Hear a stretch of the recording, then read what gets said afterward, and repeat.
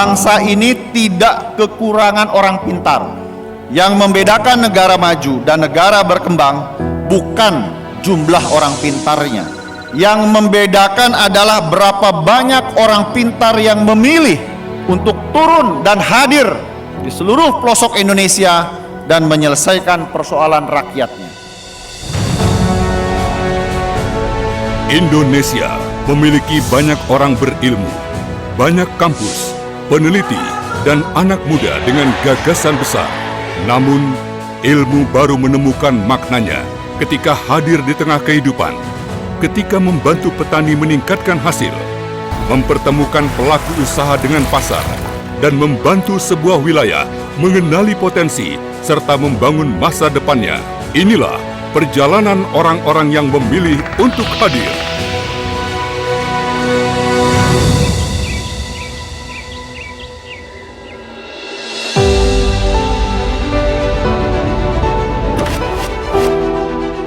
Lebih dari 10.000 orang mendaftarkan diri. Dari proses seleksi itu, terpilih 1.476 patriot dari berbagai disiplin ilmu dan perguruan tinggi di seluruh Indonesia.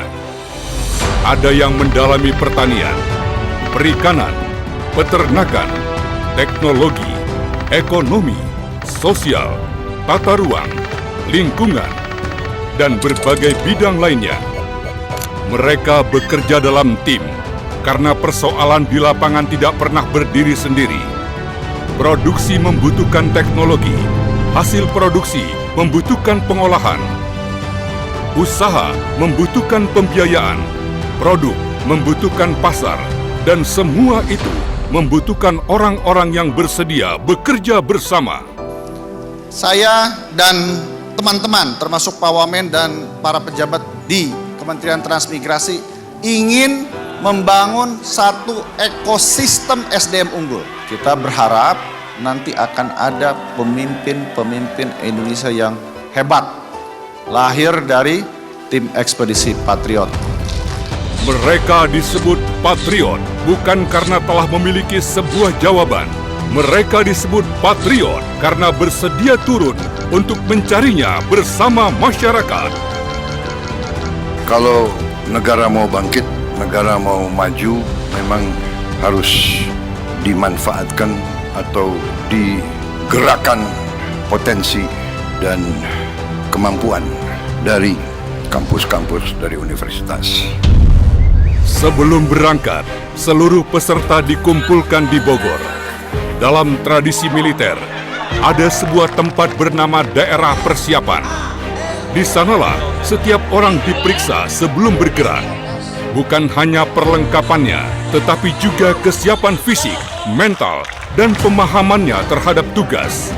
Bagi para patriot, Bogor menjadi daerah persiapan itu.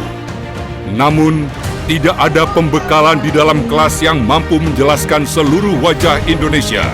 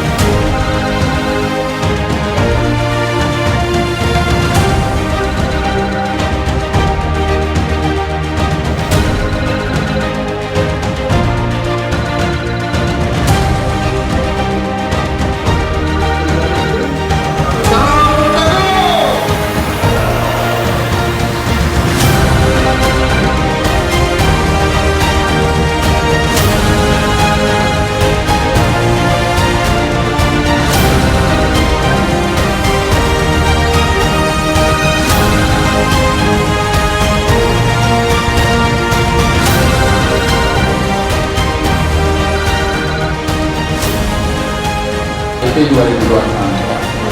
Struktur layanan dasar sosial ekonomi.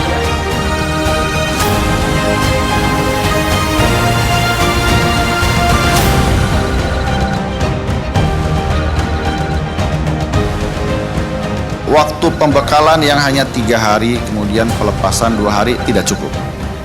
Tidak cukup untuk memahami apa itu transmigrasi, tidak cukup untuk memahami apa itu pembangunan Indonesia. 5 hari ini hanyalah kulit-kulitnya saja. Belajarlah setiap hari. Nanti belajar yang benarnya itu 4 bulan di lapangan. Yang suatu saat bukan pemimpin suatu organisasi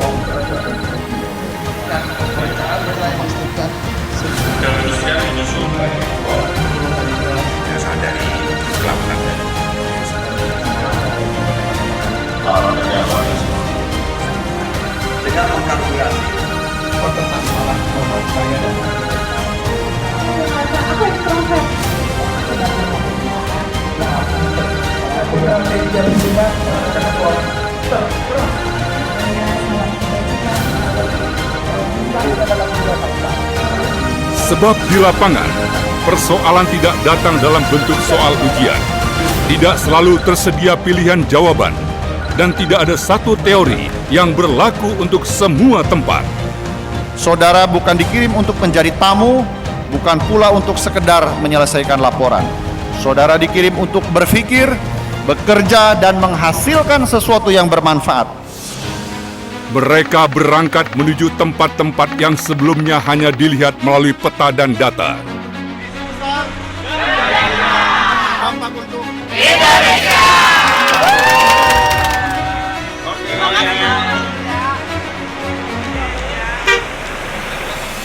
Sebagian harus berganti pesawat, lalu melanjutkan perjalanan dengan kapal, kendaraan darat, atau sepeda motor.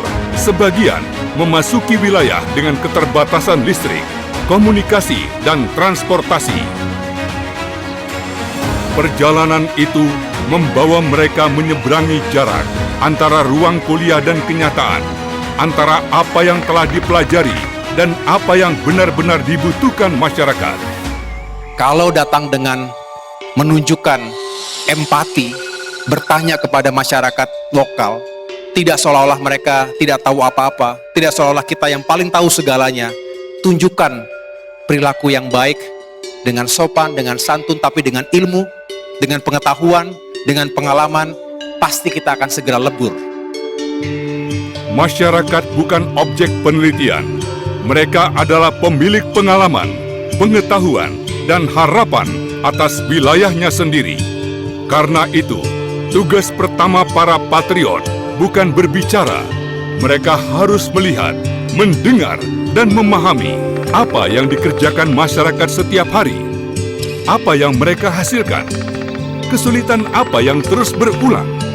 Potensi apa yang belum berkembang? Dan perubahan apa yang paling mereka butuhkan?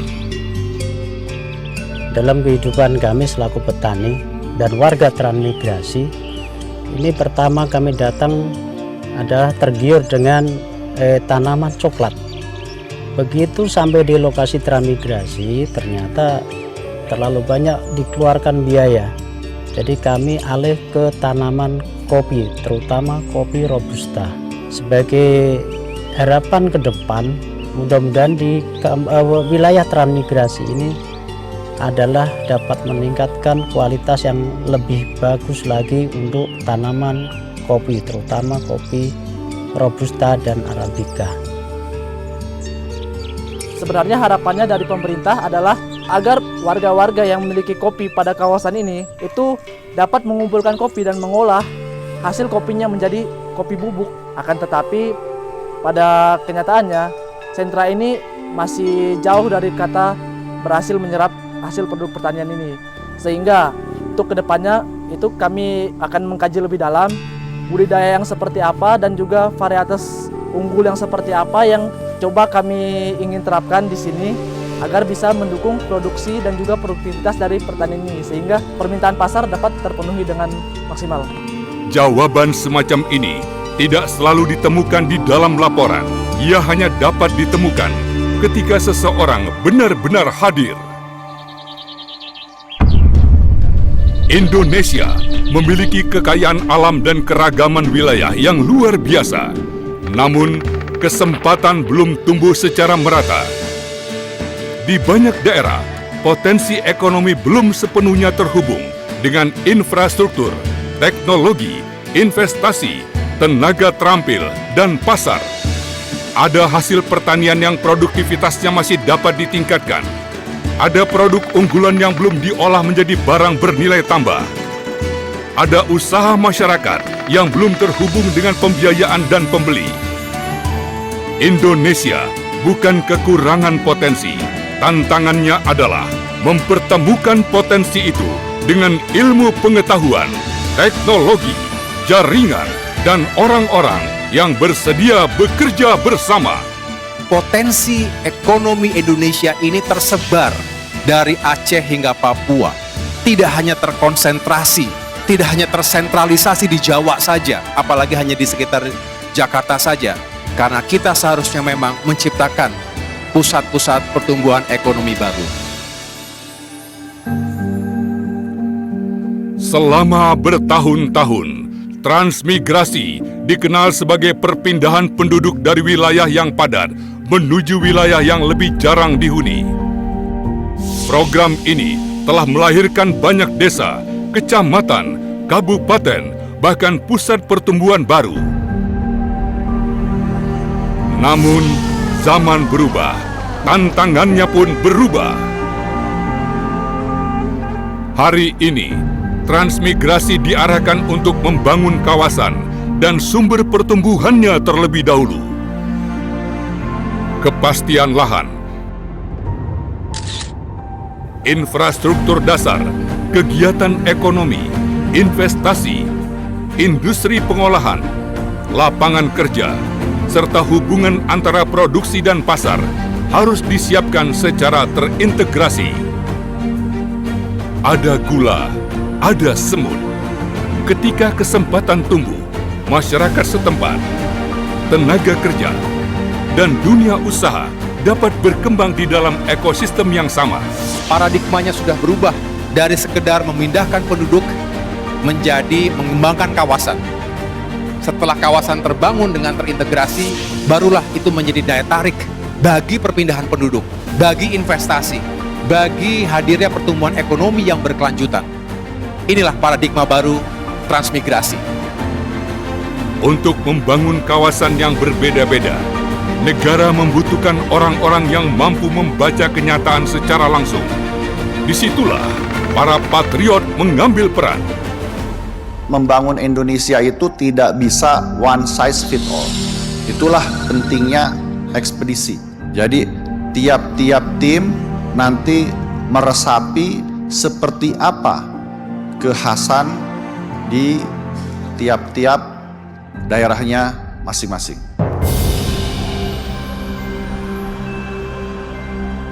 Indonesia tidak dapat dibangun dengan satu resep. Apa yang berhasil di Jawa belum tentu sesuai untuk Papua. Kebutuhan masyarakat pesisir berbeda dengan kebutuhan masyarakat pegunungan. Komoditas yang tumbuh baik di satu wilayah belum tentu memiliki prospek yang sama di tempat lain. Para patriot harus membaca setiap wilayah sebagaimana adanya, bukan sebagaimana yang mereka bayangkan sebelum datang. Di Parigi Motong, Sulawesi Tengah, Iketut Kari telah mengusahakan durian selama lebih dari 20 tahun. Ia memahami tanah, musim, dan cara hidup wilayahnya. Namun, ada satu persoalan yang terus berulang, ketersediaan lahan satu hamparan yang luas agar durian bisa panen serentak dalam jumlah yang memenuhi kebutuhan ekspor. Bagi Iketut Kari, persoalan ini bukan sekadar angka produksi. Ini menentukan pendapatan keluarga dan masa depan usaha yang telah dibangun selama bertahun-tahun. Para patriot tidak langsung menawarkan jawaban. Mereka memulai dengan mengamati, mengambil data, dan mendengarkan pengalaman masyarakat. Ada 32 gudang ya, yang pengelola durian, namun sekarang stoknya yang masih kurang gitu, daya suplainya. Jadi kebanyakan gudang daripada suplai buah gitu, karena masih terbagi ke di dalam negeri. Kita kalau bicara ekspor, dalam negeri kita belum mencukupi. selama ini kan Cina, Tiongkok itu sangat besar sekali permintaannya. Nah, kalau tidak bersamaan tentu pasokannya akan lebih kurang. Untuk jual ke Jakarta, ke Surabaya itu kan tidak cukup juga. Itu yang jadi kendala.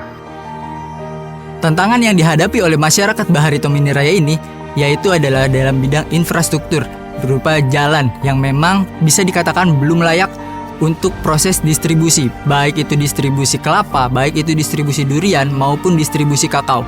Terhambatnya distribusi itu sangat mempengaruhi terhadap pendapatan petani. Kita harus malu punya ilmu yang banyak, gelar yang banyak kalau tidak mampu menjawab persoalan di lapangan.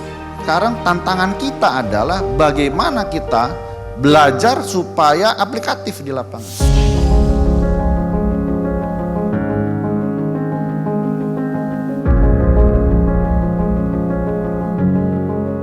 Ilmu pengetahuan tidak datang untuk menggantikan pengalaman masyarakat. Ia hadir untuk memperkuatnya. Bersama para transmigran lainnya, tim mulai mengumpulkan biji durian, menanam dan mengembangkan durian montong, lalu memperbaiki cara budidaya berdasarkan pengalaman di lapangan. Hasilnya belum datang dalam semalam. Ada kebiasaan yang harus disesuaikan, keadaan alam yang tidak selalu dapat diperkirakan, dan percobaan yang tidak selalu berhasil. Namun, dari proses itu, mereka mulai menemukan cara yang lebih tepat untuk meningkatkan hasil dan nilai ekonomi kebun, hingga menghasilkan omset sekitar 50 juta rupiah per hari.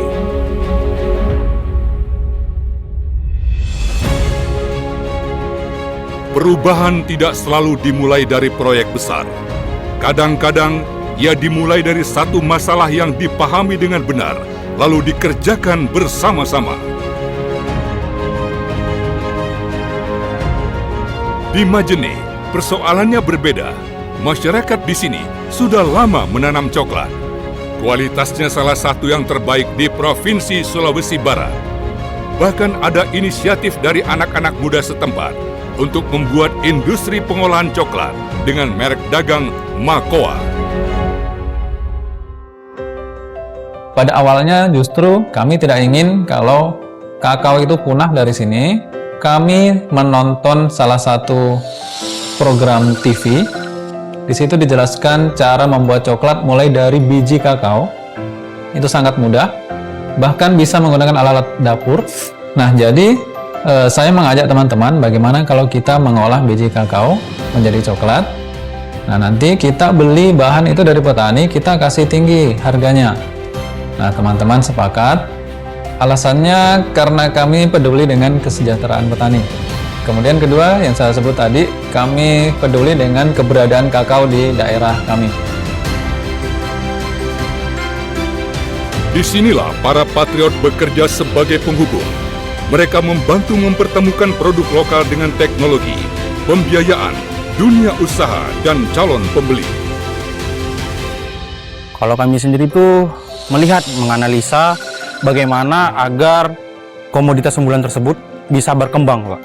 Gitu. Karena kalau kita lihat sekarang, komoditas ini belum bisa produksi secara maksimal. Seperti contoh kakao misalnya, itu di sini keadaannya sekarang dalam 1 hektar itu hanya bisa menghasilkan 500 hingga 700 kg per hektar per tahunnya. Sedangkan jika batas minimalnya itu bisa di atas 1100 kg, Pak, atau bisa sampai 1200 kg per hektarnya.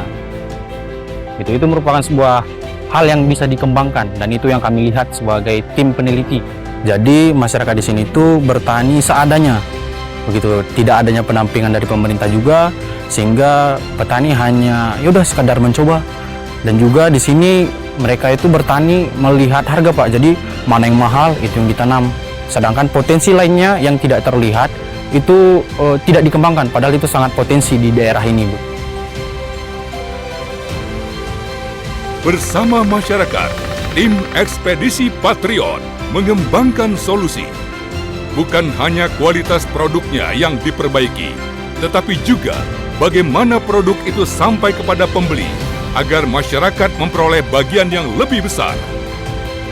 Ketika produksi terhubung dengan pengolahan dan pasar, potensi lokal dapat tumbuh menjadi pendapatan usaha baru dan lapangan kerja. Tidak semua persoalan dapat diselesaikan sendiri oleh para patriot. Di Ulu Manda, masyarakat menghadapi tantangan infrastruktur. Dampaknya terasa langsung terhadap kehidupan sehari-hari maupun pekerjaan mereka.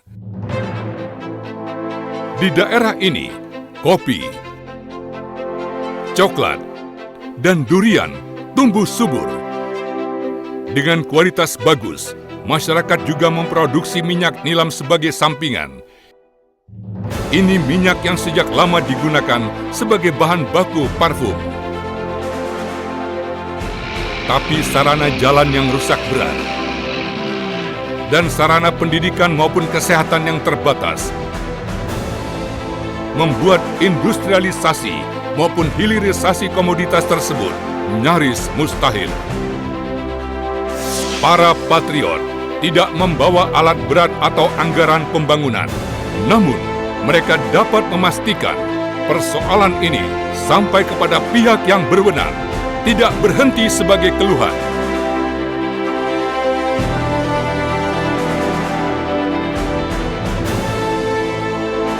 Kalau lihat jalan rusak, tidak perlu diambil gambar terus diposting, ya, hanya untuk kesedihan.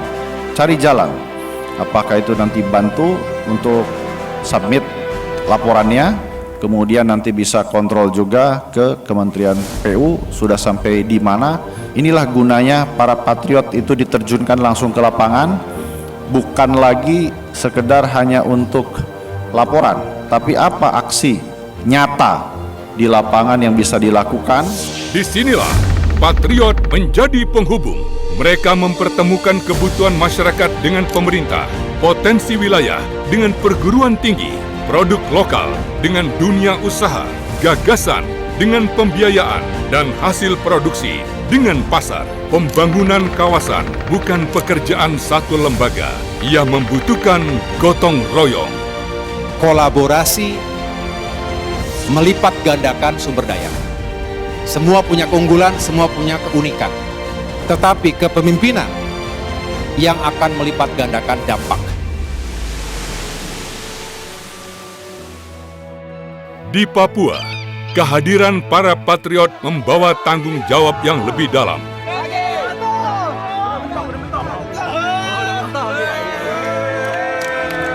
Papua memiliki kekayaan budaya, pengetahuan lokal, dan potensi wilayah yang besar. Pembangunannya harus memastikan orang asli Papua menjadi pelaku utama dan penerima manfaat pertama. Para patriot hadir untuk belajar dari masyarakat, bekerja bersama, dan memperkuat kemampuan yang telah tumbuh di dalam masyarakat. Yang membangun ini adalah putra-putri asli Papua. Jadi lahirnya Papua, asalnya transmigran, nelayan, semuanya Pak. Pembangunan yang baik tidak membuat masyarakat menjadi penonton di tanahnya sendiri. Ia harus membuka kesempatan kerja, meningkatkan keterampilan dan pendapatan, menghormati budaya, menjaga lingkungan, serta menghadirkan kehidupan yang bermartabat. Presiden Prabowo Subianto berpesan kepada saya, bantu rakyat Papua, bangun kehidupan yang bermartabat. Ekspedisi ini dirancang untuk membantu masyarakat. Namun, dalam perjalanannya, para patriot pun mengalami perubahan. Mereka melihat kerja keras yang selama ini tidak terlihat dari kota. Mereka menemukan bahwa masyarakat telah memiliki pengalaman, pengetahuan, dan daya untuk maju. Yang perlu diperkuat adalah akses terhadap teknologi, pembiayaan, jaringan, dan pasar. 2025 tim ekspedisi ngirim pesan kepada saya, Pak, saya sudah 3 hari ini nangis. Kenapa? Karena saya baru lihat untuk pertama kalinya ibu-ibu itu setiap hari ngangkut sawit setiap jam 6 pagi. Sementara saya Pak jam 6 baru bangun tidur. Kadang-kadang, perubahan pertama tidak terjadi pada kawasan yang didatangi. Perubahan itu terjadi di dalam diri orang yang datang.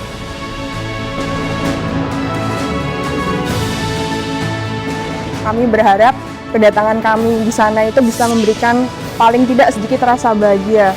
Bagaimana orang bisa merasakan bahagia ketika harapan mereka sesuai dengan kenyataannya. Di kawasan transmigrasi nanti, jangan bertanya apa yang pemerintah sudah lakukan. Bertanyalah apa yang bisa saya lakukan agar keadaan menjadi lebih baik ketika saya pulang. Itulah ukuran seorang patriot. Ukuran keberhasilan bukan banyaknya lokasi yang dikunjungi, tebalnya laporan, atau jumlah gambar yang diunggah.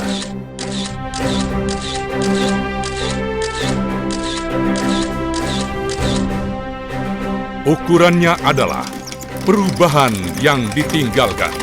Apakah produktivitas meningkat? Apakah usaha lokal berkembang? Apakah masyarakat memperoleh pengetahuan dan akses baru? Apakah produk menemukan pasar? Apakah persoalan memperoleh jalan penyelesaian? Dan yang paling penting, apakah masyarakat dapat melanjutkan apa yang telah dimulai setelah para patriot kembali? Itulah perbedaan antara sebuah kunjungan dan sebuah pengabdian.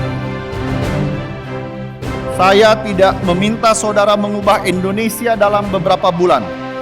Tetapi saya meminta satu hal, jangan pulang dengan kapasitas yang sama seperti ketika saudara berangkat.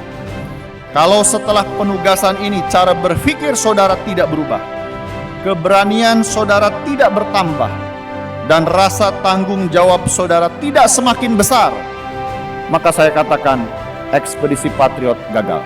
Namun, jika saudara pulang menjadi pribadi yang lebih kuat, lebih disiplin, lebih objektif, dan lebih bermanfaat bagi orang lain, maka Indonesia telah memperoleh 1476 pemimpin yang baru.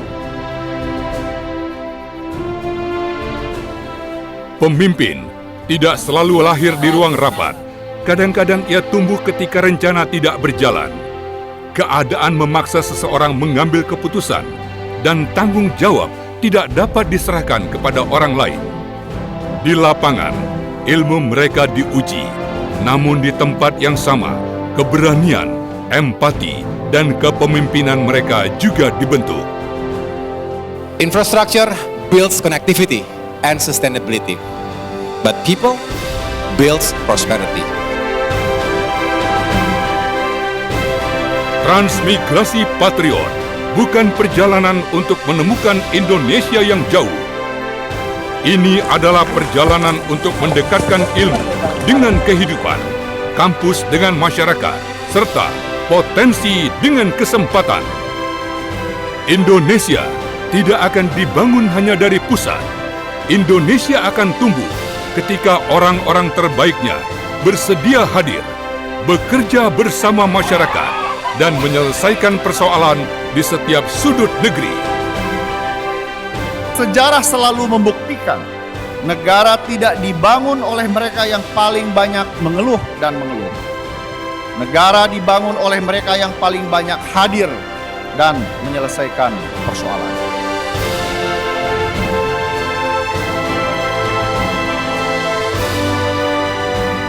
Selamat bertugas, bantu rakyat Indonesia, khususnya saudara-saudara kita yang ada di Papua. Buktikan bahwa saudara layak menyandang nama patriot.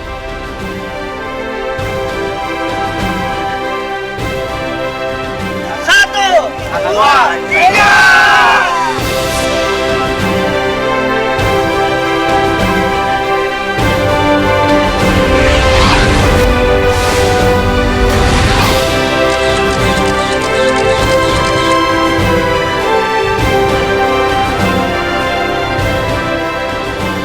Tim Ekspedisi Patriot 2026 siap.